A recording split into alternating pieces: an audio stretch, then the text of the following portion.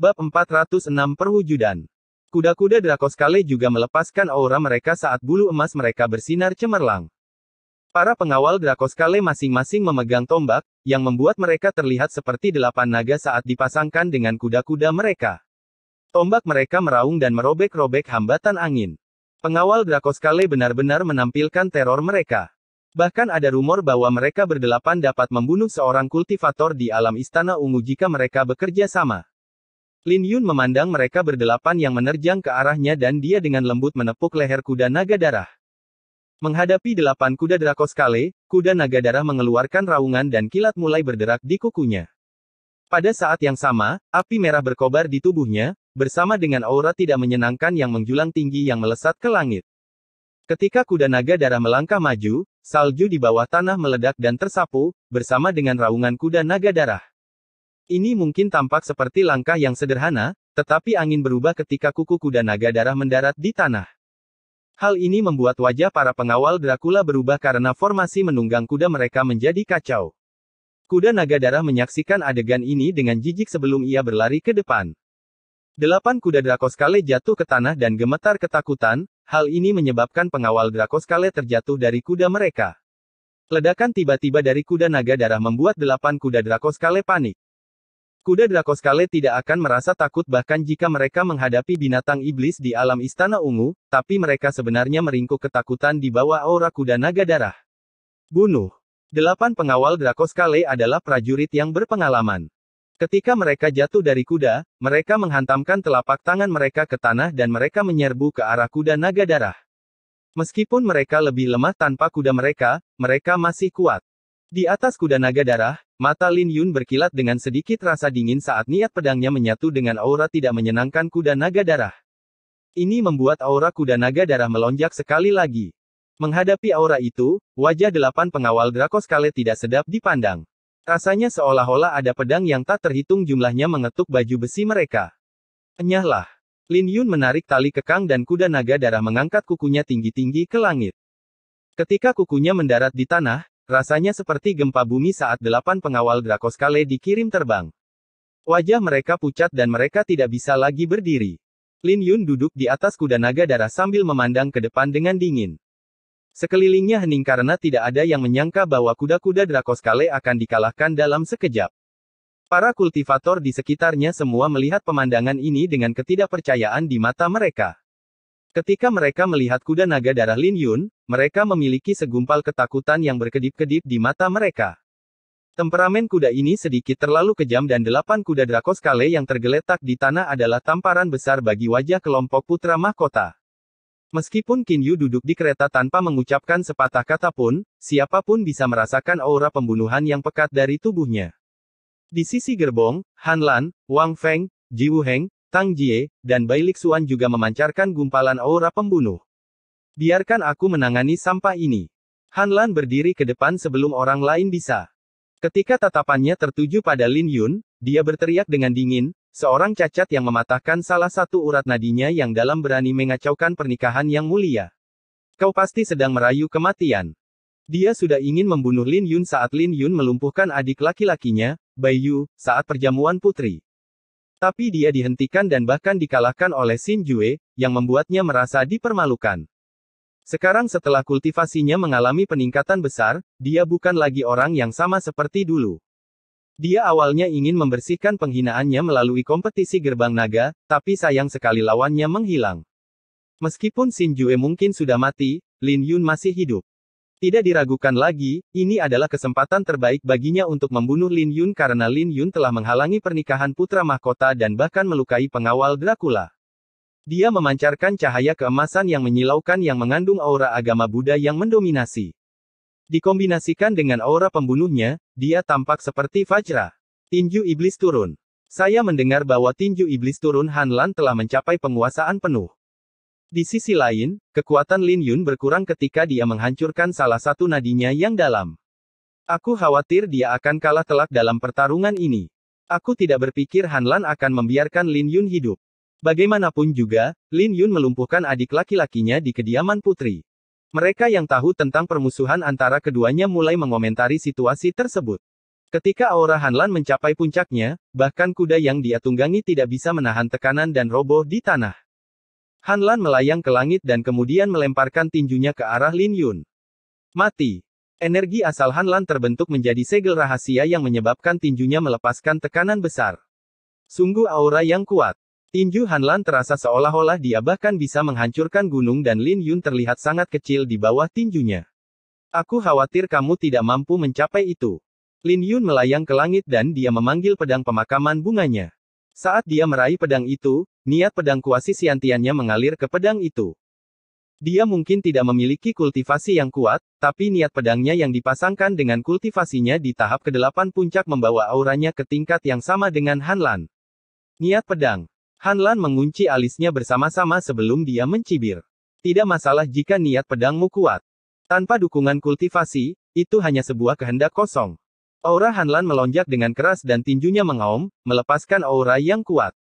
Cangkang kosong. Bunga Ziyuan mekar di dantian Lin Yun dan 18 rune mulai bersinar. Di bawah energi usia, 8 nadinya yang dalam memancarkan cahaya yang menyilaukan. Energi asalnya berdesir dan auranya mulai naik dari tahap ke-8. Saat Lin Yun menghunus pedangnya, sinar dingin bersinar begitu terang hingga membuat mata Hanlan sakit. Niat yang belum pernah terjadi sebelumnya dipancarkan dari Lin Yun. Kultivasinya jelas 2 tahap di bawah Hanlan, tapi auranya terasa agung seperti bulan. Itu membuatnya tampak kecil jika dibandingkan. Ketika Lin Yun menghunus pedangnya, dia melepaskan niat pedang yang tak terbatas. Merasakan niat pedangnya, Hanlan tiba-tiba gemetar dan auranya mulai retak di bawah niat pedang Lin Yun. Bagaimana ini mungkin? Hanlan mulai panik dan keyakinannya mulai goyah. Sialan, kamu hanya memasang kedok yang kuat. Hanlan meraung dengan wajah yang berubah. Dia mendorong kekuatannya hingga batasnya dan tinjunya mulai memancarkan jejak aura hitam yang tiba-tiba berubah menjadi binatang iblis yang ganas. Sial, Lin Yun akan mati. Yang lain tidak bisa melihat kepanikan di hati Hanlan. Mereka hanya bisa menghela nafas saat mereka melihat kekuatan di balik tinjunya. Tapi ketika pukulan Hanlan bertabrakan dengan pedang Lin Yun, kekalahan sepihak yang diharapkan semua orang tidak terjadi. Sebaliknya, gemuruh besar bergema di langit dan keduanya seimbang. Sebelum para penonton bisa terkejut, Lin Yun melesat dan mengayunkan 6 pedang. Musim semi dan hujan, sungai yang menyatu. Ketika aura pedang aquaselenik menyebar, tampak seolah-olah Lin Yun berdiri di atas danau dan aura pedangnya terasa seperti tsunami. Hanlan meraung dengan marah, tapi tidak ada yang bisa dia lakukan dengan aura pedang yang tak terbatas. Riak mulai menyebar di langit dan aura Hanlan benar-benar ditekan oleh Lin Yun. Tidak. Pada saat ini, Hanlan merasa seolah-olah dia sedang menghadapi seorang ahli di alam istana ungu. Dia tidak bisa melakukan perlawanan. Setelah pedang ke-6, auranya telah hancur seluruhnya. Mati. Gonggong Lin Yun dan pedang pemakaman bunga bergerak seperti bulan bercahaya di tangannya. Momentum ini telah membuat semua orang terkejut karena telah melampaui pengetahuan mereka. Berhenti. Teriakan tiba-tiba terdengar dari kelompok putra mahkota dan para ahli lain dari asosiasi Azure membumbung tinggi ke langit. Tapi Lin Yun sudah melepaskan serangannya, jadi tidak mungkin dia bisa menghentikannya. Saat darah berceceran, tulang rusuk Hanlan patah di bawah pedang Lin Yun. Tubuhnya juga terpental ke tanah karena kekuatan di balik serangan Lin Yun. Tahap manifestasi. Itu adalah tahap manifestasi legendaris. Seorang tetua tiba-tiba berseru dari kerumunan saat dia menatap Lin Yun dengan tidak percaya. Bab 407 menghunus pedang dan tidak ada jalan untuk kembali. Hanlan jatuh ke tanah karena tulang rusuknya hancur total. Dia memuntahkan darah akibatnya. Bahkan dengan kultivasinya, dia terluka parah oleh serangan ini. Jika dia adalah seorang kultivator biasa di tingkat ke-10, dia pasti sudah terbelah menjadi 2 oleh pedang ini. Energi asal yang dia panggil untuk melindungi dirinya sendiri telah hancur di bawah serangan ini. Adegan yang mengejutkan ini telah menyebabkan keributan di kerumunan karena semua orang memandang Lin Yun dengan cara yang berbeda. Lin Yun tidak terbunuh dan Hanlan terluka parah. Bagaimana Lin Yun bisa melakukan hal itu? Bukankah Lin Yun sudah lumpuh? Bukankah seharusnya Hanlan dengan mudah mengalahkannya? Di saat yang sama, seruan lelaki tua itu membuat semua orang tersentak bangun. Tahap perwujudan legendaris. Bagaimana itu mungkin? Bagaimana seorang cacat bisa mencapai tahap manifestasi dalam teknik pedangnya? Itu tidak masuk akal. Sudah sulit untuk membawa teknik pedang untuk menguasai sepenuhnya. Tapi dia benar-benar berhasil mencapai tahap manifestasi di usia yang begitu muda. Sungguh menakutkan. Pantas saja dia mampu bersaing dengan Han Lan saat dia baru berada di tahap ke-8. Tahap manifestasi adalah legenda di kekaisaran, jadi tidak banyak orang yang pernah mendengarnya, apalagi menyaksikannya. Kamu sedang mendekati kematian. Salah satu anggota yang memanggil Lin Yun untuk berhenti menjadi marah ketika dia melihat Han Lan hampir terbunuh. Sesosok tubuh terbang bersama dengan aura menakutkan yang menghancurkan semua kepingan salju di langit. Dia adalah seorang ahli alam istana ungu setengah langkah dari pengawal ilahi. Ketika Lin Yun mengangkat kepalanya, dia melihat cahaya merah bermekaran di langit. Perlahan-lahan berubah menjadi segel kuno sebelum jatuh ke arahnya. Serangan itu terlalu cepat dan Lin Yun segera membalas. Tapi dia hanya berhasil menyelesaikan 80% dari kekuatannya. Ketika 20% sisanya mendarat di tubuhnya, Lin Yun memuntahkan seteguk darah dan terlempar terbang. Dia tidak akan terluka parah jika dia masih memiliki kultivasinya di tahap ke-9. Namun, kultivasinya saat ini memiliki kesenjangan yang sangat besar dibandingkan dengan seseorang di alam istana kuas Sovalet. Lebih jauh lagi, dia baru saja melepaskan serangan pamungkas. Jadi dia lengah terhadap serangan ini. Tapi saat sutra pedang Ziyuan beredar di dalam tubuhnya, energi yang menimbulkan malapetaka di dalam tubuhnya menjadi tenang. Di saat yang sama, Lin Yun juga mundur 3 langkah sebelum dia mendapatkan kembali pijakannya. Adik laki-laki. Wajah Xin Yan kehabisan warna. Dia berjuang untuk bangkit berdiri, tetapi dia segera menunjukkan ekspresi yang menyakitkan. Qin Yu telah menutup kultivasinya untuk mencegah terjadinya kecelakaan. Qin Yu melihat seluruh adegan ini dari samping dengan seringai dingin di wajahnya. Dia tidak bergerak, jadi tidak ada yang tahu apa yang dia pikirkan. Kakak perempuan, aku baik-baik saja. Lin Yun menyeka darah dari sudut bibirnya dan dia tersenyum. Tapi senyuman itu tampak sunyi di bawah badai salju. Mengesankan. Kamu benar-benar berhasil tersenyum setelah mengambil telapak tangan sidik darahku. Ketika penyerang itu mendarat di tanah, Lin Yun melihat bahwa dia mengenakan seragam pengawal ilahi dan dia terlihat berusia 30-an. Lin Yun juga menyadari bahwa matanya ganas seperti ular piton. Itu Han Tianming, kapten pengawal Dracula. Orang itu memiliki ketenaran yang kuat dan dia dikenal sebagai yang terkuat di antara alam istana kuas Sovalet. Dia tak terkalahkan selama dia tidak menghadapi seseorang di alam istana ungu. Lin Yun akan sangat menderita sekarang. Kemudian lagi, dia tidak perlu mengambil telapak tangan bercorak darah jika dia tidak mengayunkan pedang itu. Kerumunan dengan cepat mengenali orang ini di alam istana kuas Sovalet. Dia adalah seorang ahli dalam pengawal ilahi. Kau merayu kematian untuk merusak pernikahan putra mahkota. Kekejaman seorang prajurit dipertontonkan oleh Han Tianming. Dia tidak memberi Lin Yun kesempatan untuk bernafas dan langsung memerintahkan pengawal ilahi untuk pindah.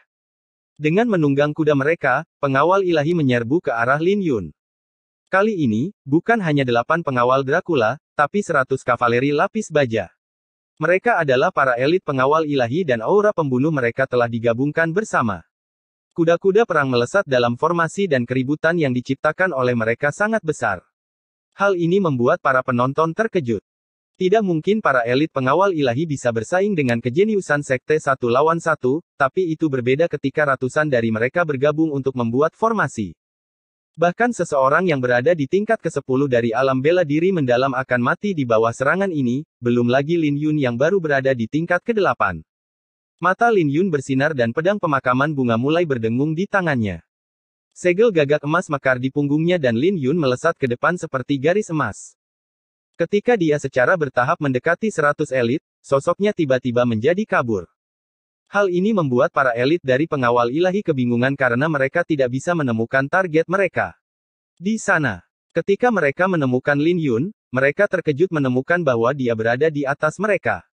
Di langit, Lin Yun melepaskan aura pembunuhnya. Saat dia menghunus pedangnya, teriakan keras bergema dan banyak orang kehilangan kendali atas senjata mereka. Ini langsung membuat 100 elit menjadi kacau. Ketika Lin Yun terjun ke kerumunan, dia membunuh siapapun yang menghalangi jalannya. Salju segera diwarnai merah dan dalam sekejap, semua elit tergeletak di tanah. Mereka semua praktis mati dan darah mereka mewarnai salju dengan cara yang menakutkan. Namun, tidak ada satupun prajurit pengawal ilahi yang terhalang oleh hal ini. Mereka adalah prajurit dan tugas mereka adalah untuk mematuhi perintah. Ketika lebih banyak kavaleri-kavaleri melangkah maju, Lin Yun mulai mengumpulkan energi asalnya untuk serangan berikutnya. Dengan rambut berkibar di langit, dia melepaskan bulan bercahaya ketika dia mengumpulkan energinya secara maksimal. Pedang di tangannya berputar seperti bulan yang langsung menaungi segalanya. Pasukan kavaleri baru yang datang langsung terjun ke dalam kekacauan saat ratapan terdengar dari formasi. Tapi bahkan sebelum Lin Yun bisa bereaksi, dia melihat garis merah menyala di wajahnya. Han Tianming telah muncul di hadapannya dengan cibiran saat dia mengirimkan telapak tangan merah lainnya. Meskipun Lin Yun mampu menghindari pukulan di titik-titik mematikannya, dia masih menerima telapak tangan itu di bahunya. Bahunya langsung berlumuran darah saat dia terhempas. Benar-benar tidak tahu malu. Banyak orang menggertakkan gigi saat melihat adegan ini. Han Tianming memiliki keuntungan dalam kultivasinya, tetapi cara dia bertarung sangat tercela sehingga membuat semua orang meremehkannya. Sebelumnya, dia menyaksikan para elit pengawal ilahi mati. Lin Yun jatuh ke tanah dan pedang pemakaman bunga meninggalkan tangannya. Kali ini, dia lebih terluka dari sebelumnya. Bagaimanapun juga, tidak mudah untuk menerima serangan yang terisi penuh dari alam istana ungu setengah langkah yang tidak siap. Lin Yun, pergi. Jangan pedulikan itu. Xin Yan berteriak kesakitan. Lebih banyak pengawal ilahi masih berkumpul di belakang dan putra mahkota menyaksikan adegan ini tanpa ekspresi di wajahnya. Adapun para tamu dari Asosiasi Azure, mereka hanya menonton adegan ini dengan acuh tak acuh. Mereka memandang Lin Yun seolah-olah mereka sedang melihat orang yang sudah mati. Semua orang mengasihani Lin Yun. Putra mahkota adalah seorang pangeran karena suatu alasan. Dia bahkan tidak perlu mengangkat tangannya untuk membuat Lin Yun jatuh dalam keadaan seperti ini. Jadi bagaimana jika teknik pedang Lin Yun berada dalam tahap perwujudan? Jadi bagaimana jika dia membantai dengan caranya sendiri melalui pengawal ilahi? Tidak ada yang bisa dia lakukan selama Han Tianming memilih untuk tidak bertarung secara langsung. Bunuh. Wajah Han Tianming menunjukkan seringai dingin dengan jijik yang tercermin di matanya. Dia menikmati bermain-main dengan seorang jenius seperti Lin Yun. 10 tahun yang lalu, dia juga seorang jenius, tapi sayang sekali dia gagal mencapai alam istana ungu. Dia telah terjebak di alam istana ungu semu sampai sekarang, yang menyebabkan dia memiliki kebencian yang begitu besar terhadap para jenius.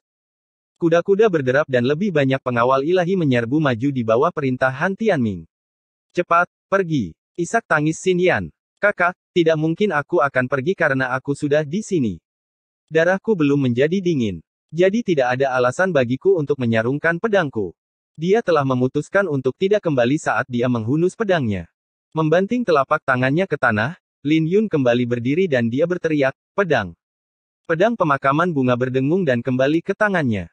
Menghadapi ratusan elit dari pengawal ilahi, Lin Yun melepaskan hawa dingin yang tak terbatas saat dia menggenggam pedangnya dan membekukan segala sesuatu yang ada di jalurnya.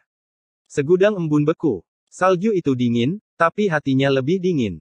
Pedangnya tidak akan pernah berbalik dan ketika es itu retak, ratusan elit dari penjaga ilahi memuntahkan darah.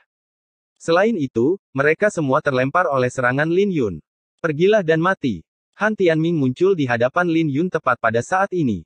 Dengan senyum menyeramkan, dia mengayunkan telapak tangannya yang diarahkan ke kepala Lin Yun.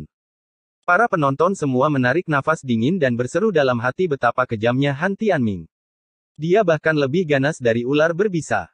Ketika Han Tianming melepaskan serangannya, dia tiba-tiba merasakan hawa dingin di tulang punggungnya saat melihat tatapan tenang Lin Yun. Seolah-olah Lin Yun sedang melihat orang yang sudah mati. Apa yang terjadi?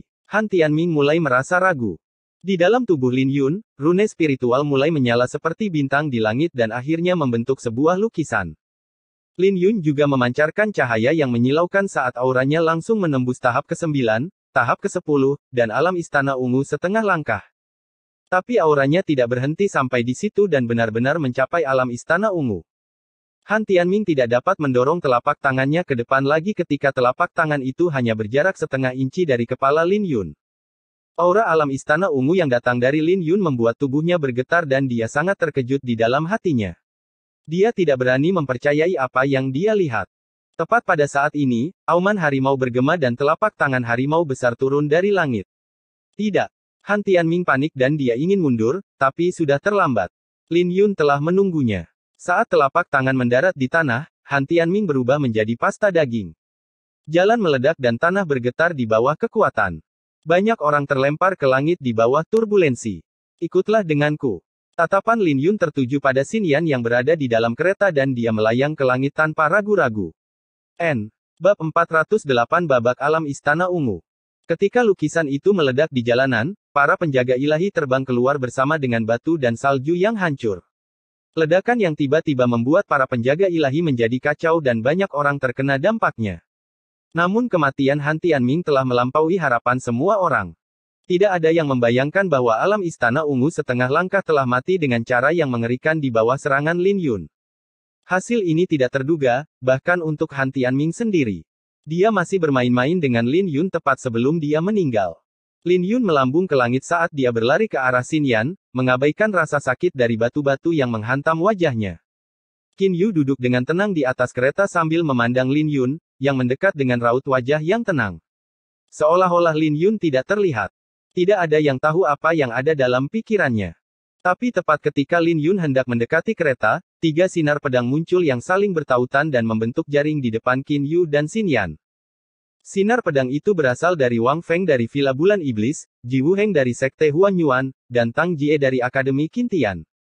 Mereka semua adalah murid inti dari berbagai sekte mereka, tetapi mereka juga anggota Asosiasi Azure.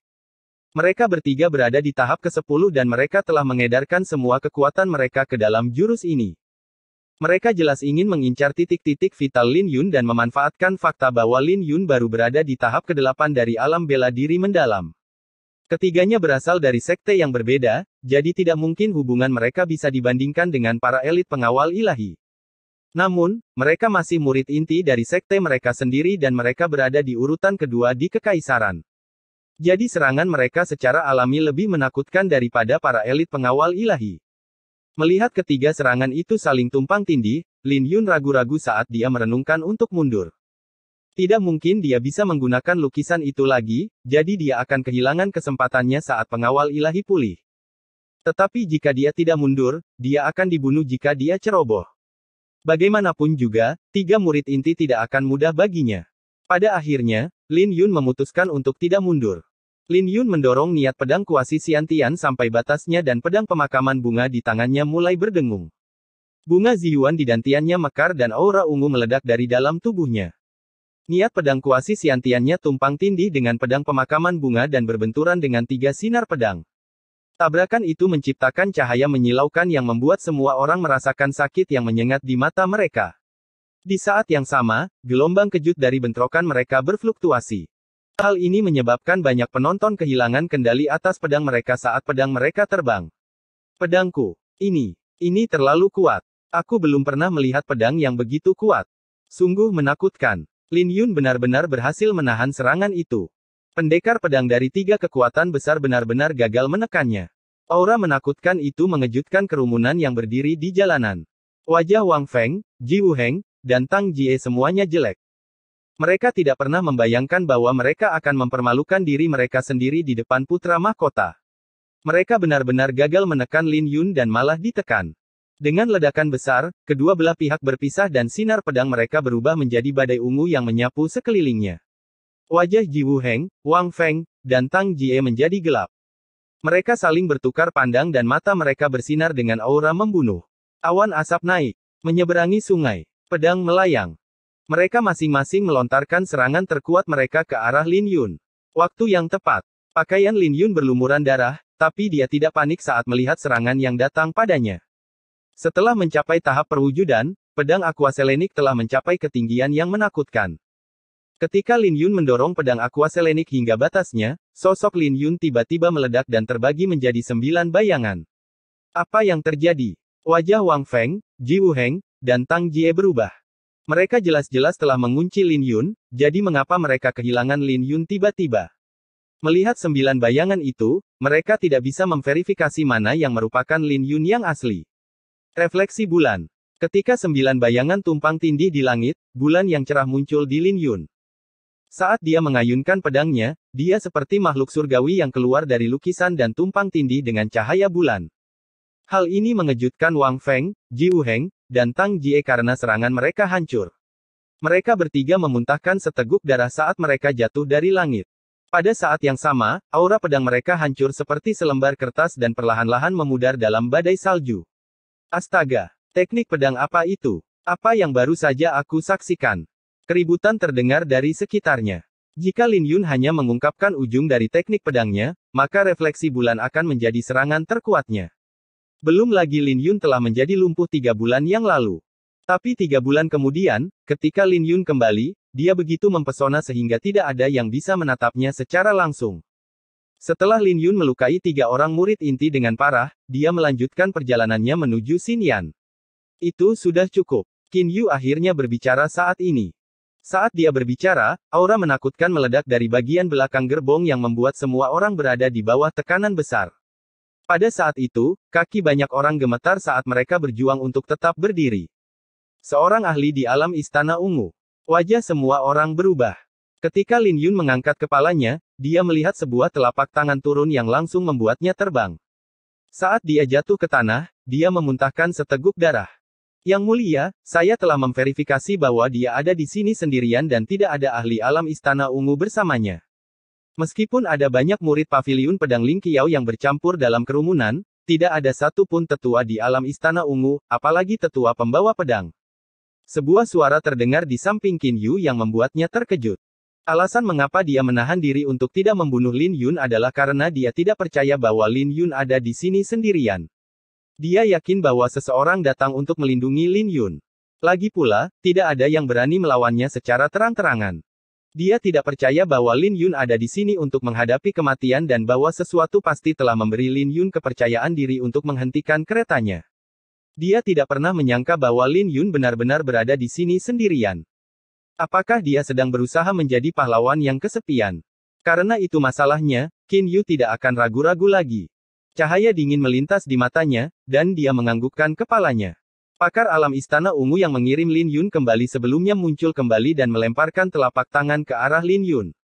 Lin Yun berhasil menahan telapak tangan tadi karena refleksi bulan, tapi Lin Yun tidak punya kesempatan untuk mengeksekusi teknik bela dirinya kali ini.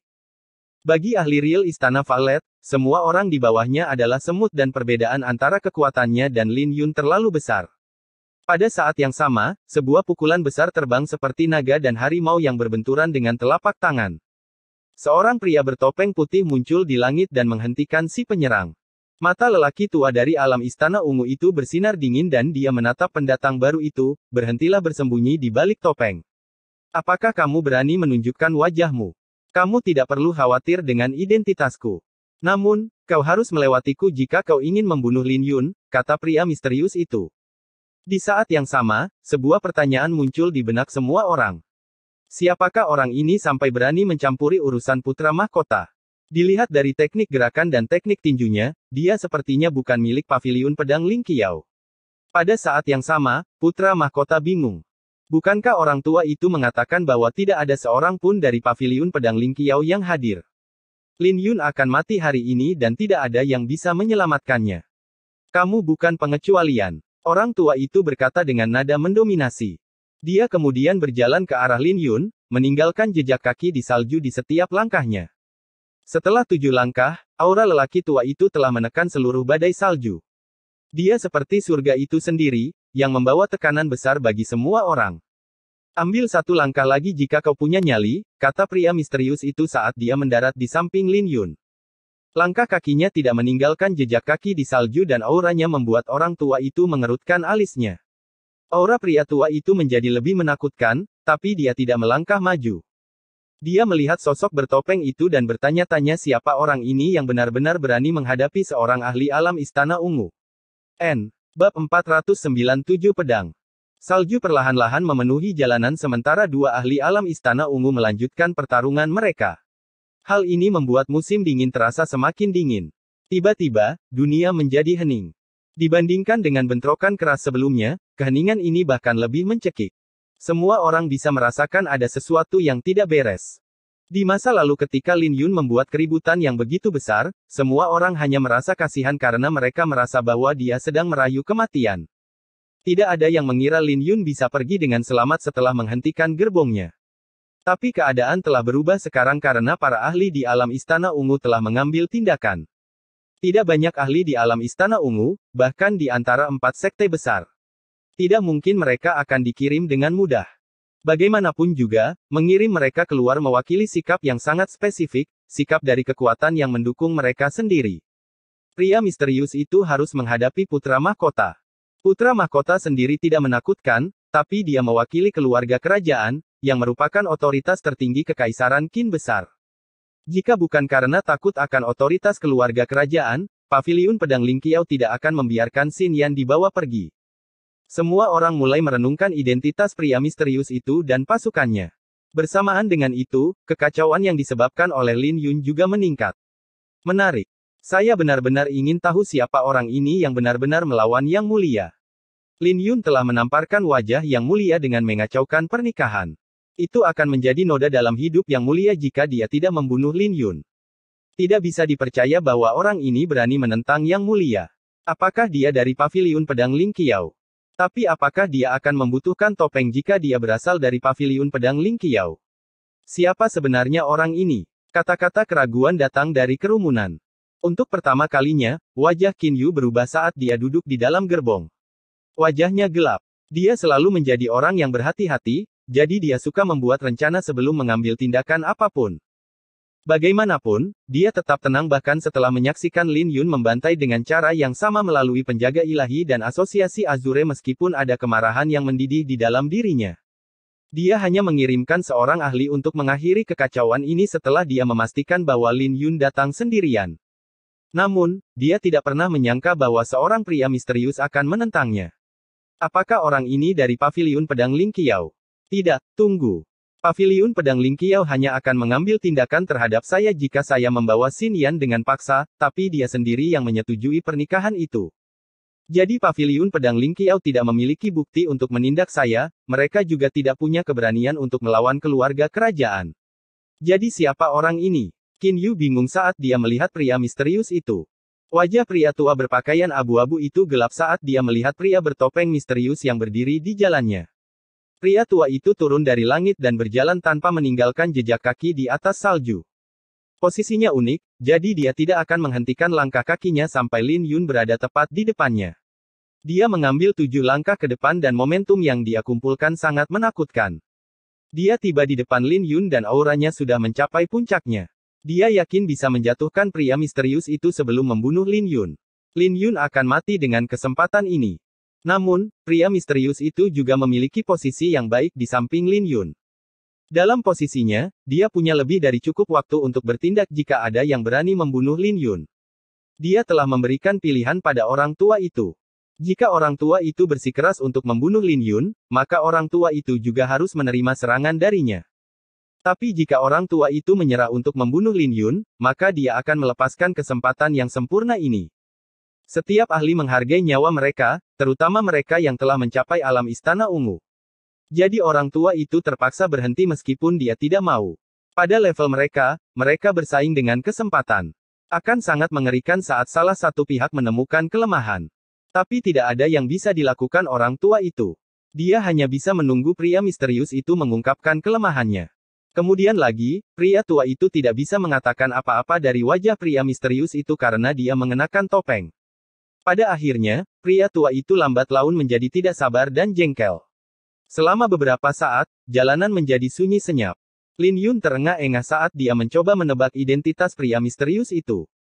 Pria misterius itu terasa familiar, tapi di saat yang sama, dia tidak dikenalnya. Yang paling penting, dia tidak bisa menemukan seseorang dengan temperamen yang sama dengan pria misterius itu dari ingatannya. Tanpa membuang waktu, Lin Yun mengedarkan energi asalnya untuk merawat luka-lukanya. Sementara itu, 4 orang penjaga dan 7 orang tetua pemikul pedang berkumpul di sebuah aula di paviliun pedang Lingqiao. Pelindung plum menghadap semua orang dengan punggungnya sambil melihat ke depan. Di depan adalah lukisan pendiri mereka, Jian Wuming. Di bawah lukisan tersebut terdapat tablet-tablet peringatan dari para master paviliun terdahulu.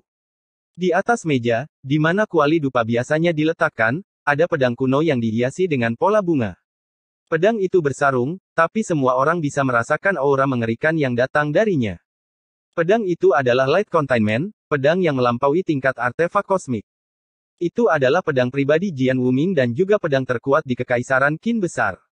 Dalam sejarah paviliun pedang Lingqiao, pedang ini hanya pernah digunakan sebanyak 3 kali. Setiap kali karena sekte ini menghadapi ancaman hidup dan mati. Hanya Master Pavilion yang diizinkan untuk menghunus pedang ini. Kemudian lagi, pelindung plum juga diizinkan juga. Pada kenyataannya, Jian Xuanhe telah memberinya posisi Master Pavilion 2 dekade lalu, tetapi Jian Xuanhe tidak mengungkapkannya kepada publik. Dia ingin mengungkapkannya setelah dia mencapai alam jiwa surgawi dan siap untuk meninggalkan kekaisaran Qin besar. Tapi sejujurnya, Jian Xuanhe pasti sudah tiada jika bukan karena kejadian 1 dekade yang lalu. Pelindung plum, kami sudah memverifikasi bahwa Lin Yun pergi ke Kabupaten Qin Surgawi. Dia tidak mengejar Han yang seperti yang diperintahkan. Berita itu diungkapkan padanya oleh Lin bersaudara. Dia akan dibunuh oleh putra mahkota jika sekte tidak melakukan apa-apa. Pelindung plum, saatnya untuk membuat keputusan. Tetua pembawa pedang menatap punggung pelindung plum dengan tatapan yang rumit. Xin Yan menyetujui pernikahan atas keinginannya sendiri, jadi tidak ada yang bisa dilakukan sekte tentang hal itu. Tapi sekte itu tidak bisa menderita kehilangan Lin Yun. Lagi pula, akan sangat disayangkan jika bakat seperti Lin Yun dibunuh oleh putra mahkota. Kemudian lagi, ini juga berarti bahwa mereka harus melawan putra mahkota jika mereka ingin menyelamatkan Lin Yun. Itu adalah keputusan yang sulit untuk dibuat. Pelindung plum memejamkan mata dan berpikir keras. Dia juga harus membuat keputusan serupa 1 dekade yang lalu, tapi dia akhirnya memilih untuk tidak menghunus pedang dan membiarkan klan Ye dimusnahkan. Itu adalah Master Pavilion yang berdiri dan bertarung dengan Kaisar Kekaisaran Qin besar selama 3 hari. Tidak ada yang tahu tentang hasilnya, tetapi setelah pertempuran itu, Xin Jue dan Xin Yan diizinkan untuk tinggal di Pavilion Pedang Ling Qiao meskipun klan Ye telah dimusnahkan. Mereka berdua dilindungi oleh kekuatan pribadi Master Pavilion. Sekarang, pelindung plum harus membuat pilihan lain 1 dekade kemudian. Tidak mungkin bagi Pavilion Master untuk membantu kali ini. Hati Pavilion Master tidak lagi berada di Kekaisaran Qin besar dan dia telah memberikan pengambilan keputusan kepada pelindung plum. Ini berarti bahwa keputusan pelindung plum dapat menentukan kematian puluhan ribu orang di sekte tersebut. Menghunus pedang itu mudah, tapi menyarungkannya tidak mudah. Dia bisa membayangkan pemandangan Lin Yun yang berkuda ke ibu kota setelah mendengar berita itu tanpa menoleh ke belakang. Lagi pula, tidak seperti Lin Yun yang ragu-ragu saat dia pernah berkata bahwa dia tidak pernah menyesali pembunuhannya. Bayangan tentang apa yang dilakukan Lin Yun di sekte muncul di benak pelindung plum. Pemuda itu terus maju tanpa ragu-ragu atau takut mati. Pada akhirnya, bayangan itu berhenti ketika Lin Yun melumpuhkan salah satu urat nadinya yang dalam. Merasakan sakit di dadanya, pelindung plum membuka matanya dan berbalik, "Sesama tetua, saya telah mengambil keputusan. Kami akan mengikuti keputusan apapun yang Anda buat." 7 tetua pembawa pedang menangkupkan tangan mereka sambil masing-masing memegang pedang langit. Pria misterius dan pria tua itu melanjutkan pertarungan mereka di jalan. Jalan buntu akhirnya membuat Qin Yu kehilangan kesabarannya dan dia berteriak, "Liu Feilong, apa yang kamu tunggu?" Detik berikutnya, ledakan sonik terdengar saat sesuatu melintas di udara dengan kecepatan tinggi. Ini mengejutkan semua orang. Komandan pengawal ilahi, Liu Feilong, juga ada di sini. Aura mengerikan meledak dari bagian belakang pengawal ilahi dan sesosok tubuh muncul di udara.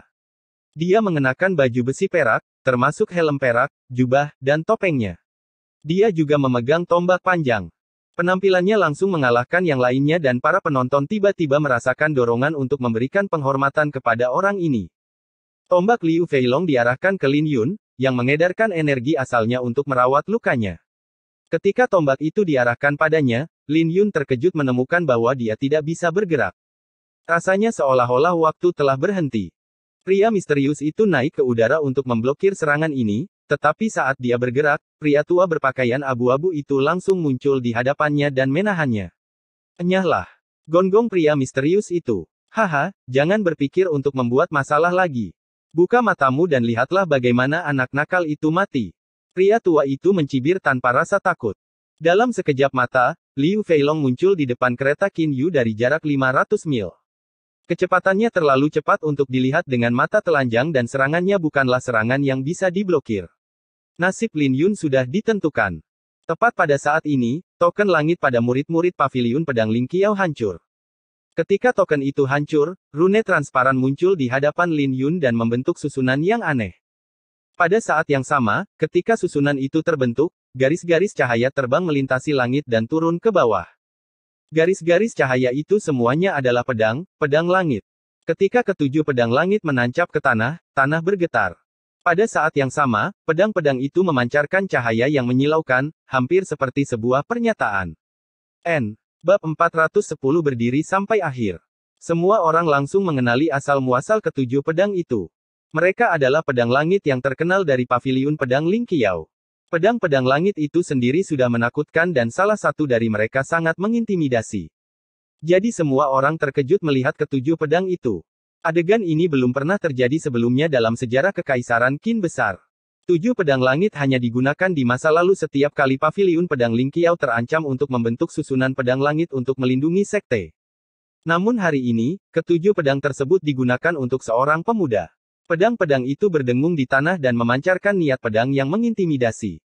Paviliun pedang Ling Qiao masih bergerak pada akhirnya. Saya khawatir kekacauan akan melanda Kekaisaran Qin besar. Banyak orang tua yang melihat pedang-pedang itu dari gedung-gedung di tepi jalan menghela nafas saat wajah mereka berubah. Ketujuh pedang itu mewakili sikap paviliun pedang Ling Qiao untuk melindungi Lin Yun. Sebuah susunan besar juga terbentuk di langit. Ini adalah susunan yang unik untuk paviliun pedang Ling Qiao, susunan meteorit astral. Susunan ini dapat dibentuk menggunakan token langit para murid oleh Master Paviliun. Selain itu, para ahli paviliun pedang Ling Qiao dapat turun seperti meteorit dari langit dimanapun mereka berada karena susunan tersebut. Dengan perubahan yang tiba-tiba, semua bangunan dalam radius 10 mil mulai berguncang saat retakan menyebar. Gelombang kejut dari bentrokan ini telah menyebabkan banyak orang memuntahkan darah dari mulut mereka saat mereka terlempar. Liu Feilong dihentikan oleh niat pedang yang kuat yang datang dari 7 pedang langit. Namun, Liu Feilong adalah komandan pengawal ilahi dan berdiri di puncak piramida Kekaisaran Qin besar. Dia tidak mundur selangkah pun, dia juga tidak menunjukkan tanda-tanda mundur. Sebaliknya, dia telah sepenuhnya melepaskan kekuatannya yang menakutkan. Rasanya seperti tidak ada batasan untuk kekuatannya karena auranya terus berkembang. Hal ini juga membuat wajah banyak orang berubah saat mereka dengan cepat mundur. Kematian bagi siapa saja yang menantang prestise keluarga kerajaan. Liu Feilong menikam tombaknya ke depan. 7 pedang di depan Lin Yun mulai bergetar. Mereka bertarung dengan tombak. Untuk sesaat, ketujuh pedang itu berjuang untuk tetap tegak di bawah tombak. Sekali lagi, keluarga kerajaan tidak punya hak untuk menentukan hidup dan mati murid sekte kita.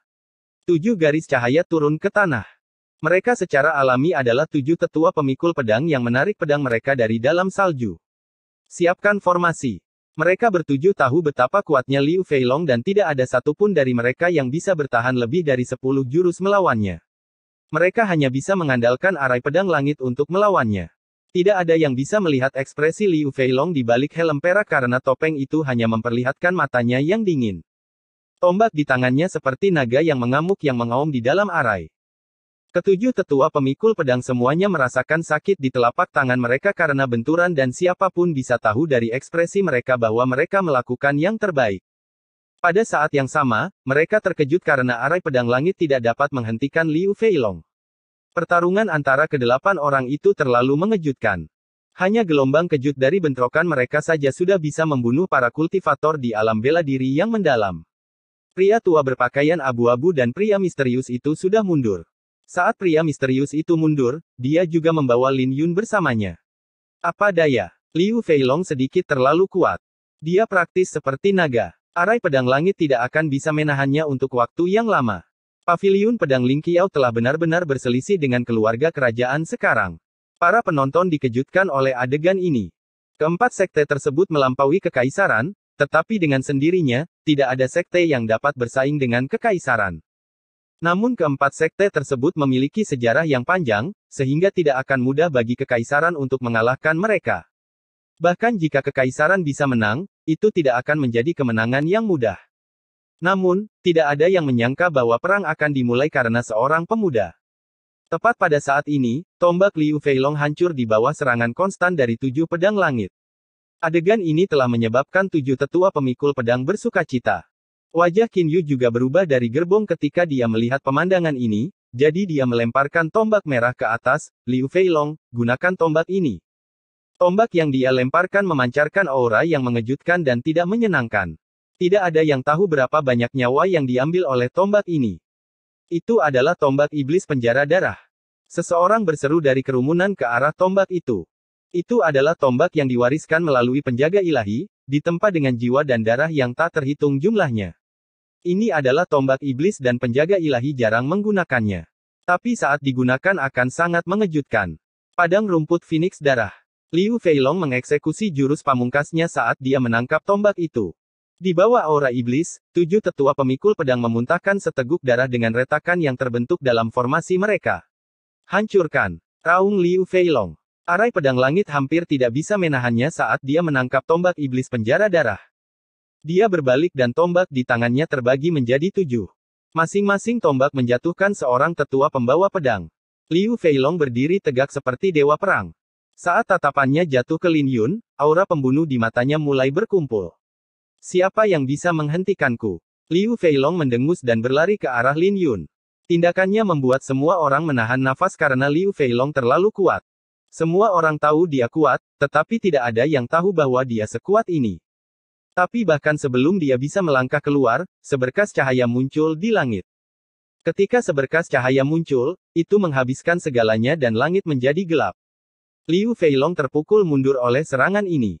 Ketika seberkas cahaya turun ke tanah, itu menyebabkan ledakan besar dan semua bangunan dalam radius 10 mil runtuh, kecuali beberapa bangunan kuno. Ketika semua orang akhirnya melihat sekilas cahaya itu, mereka menyadari bahwa itu adalah pedang. Tapi itu adalah pedang yang tidak banyak diketahui orang. Bukankah itu penahan cahaya? Wajah Liu Feilong akhirnya berubah saat ini ketika dia melihat pedang itu. Bahkan wajah Qin Yu berubah ketika dia mendengar nama pedang itu. Dia merajut alisnya dengan erat. Melihat ke depan, dia melihat 4 sosok kabur mendekat melalui badai salju. Pemimpin dari keempat aura itu tidak lebih lemah dari Liu Feilong. 4 penjaga paviliun pedang Ling Qiao benar-benar datang. 4 penjaga dan 7 tetua pedang. Selain Master Paviliun, para petarung terbaik dari paviliun pedang telah berkumpul. Pedang itu mungkin yang digunakan oleh Jian Wuming untuk menyapu kekaisaran Qin besar. Penahan cahaya. Astaga! Itu adalah pedang yang melampaui artefak kosmik. Pedang itu juga dikenal sebagai pedang terkuat di kekaisaran Qin besar. Detak jantung semua orang berdegup kencang saat keempat penjaga muncul dengan penahan cahaya. Tidak ada yang sekarang merasa terkejut bahwa Liu Feilong dipukul mundur oleh pedang ini. Bahkan mengeluarkan penahan cahaya. Apakah paviliun pedang Ling Qiao yakin akan melawan saya, melawan kekaisaran? Senyum Qin Yu. Kami tidak berani, tapi paviliun pedang Ling Qiao didirikan di atas cita-cita untuk menjadi teguh seperti pedangmu. Bagaimana kami bisa terus memegang pedang kami jika kami bahkan tidak bisa melindungi murid kami? Lin Yun tidak boleh mati.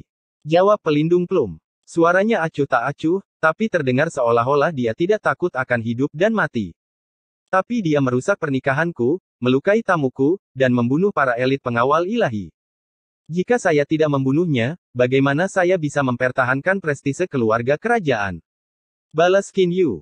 Paviliun pedang Ling Qiao tidak akan mencampuri urusanmu karena Xin Yan sendiri yang menyetujui pernikahan itu. Tapi Lin Yun adalah murid dari sekte kami dan sekte kami yang seharusnya menjatuhkan hukuman atas kesalahannya, bukan keluarga kerajaan. Jawab pelindung Plum. Paviliun pedang Ling Qiao bertekad untuk melindungi Lin Yun. Hal ini menyebabkan gejolak di hati Qin Yu. Karena jika itu yang terjadi, maka bukan tidak mungkin paviliun pedang Ling Qiao akan membawa Lin Yun pergi. Lin Yun mungkin layak untuk dibenci, tapi Xin Yan lebih penting saat ini. Selama Qin Yu bisa menyelesaikan pernikahannya dengan Xin Yan, dia selalu bisa berurusan dengan Lin Yun setelah kompetisi Gerbang Naga. Aku tidak akan pergi. Aku ingin mendengar dari kakak Xin Yan bahwa dia rela menikahi Qin Yu. Kalau tidak, aku tidak akan pergi bahkan jika aku mati. Suara keras kepala datang dari Lin Yun yang langsung membuat wajah Qin Yu menjadi jelek. Bagus, bagus, bagus. Qin Yu malah tertawa, berkata, kalau begitu tidak ada dari kalian yang bisa pergi hari ini. Liu Feilong, perintahkan seluruh pengawal ilahi untuk bergerak keluar dan menghabisi pengkhianat paviliun pedang Ling Qiao. Liu Feilong ragu-ragu sejenak sebelum dia melambaikan tangannya. Sebuah sinyal asap terbang ke langit dan meledak, berubah menjadi burung merah yang mengeluarkan teriakan keras yang menyebabkan seluruh ibu kota bergetar. Tak lama kemudian, tanah mulai bergetar saat pasukan besar bergegas datang dari segala arah. Di atas kereta, Qin Yu duduk dengan wajah muram saat dia menatap sosok yang kabur di tengah badai salju. Ini adalah kesempatan terakhir yang dia berikan pada paviliun pedang Ling Qiao. Jika mereka bisa membawa Lin Yun pergi sebelum tentara tiba, maka dia bisa memaksa dirinya untuk memaafkan mereka. Tapi dia kecewa saat melihat pelindung plum mengambil penahan cahaya. Saat pelindung plum memegang pedang itu, dia memancarkan cahaya menyilaukan yang tampak seperti matahari yang menyilaukan. Di bawah cahaya itu, sosoknya yang kabur menjadi jelas dan tidak ada yang bisa melihat keraguan di wajahnya. Sambil memegang penahan cahaya, pelindung plum menatap Qin Yu dan berteriak, "Paviliun pedang Ling Qiao akan bertahan sampai akhir."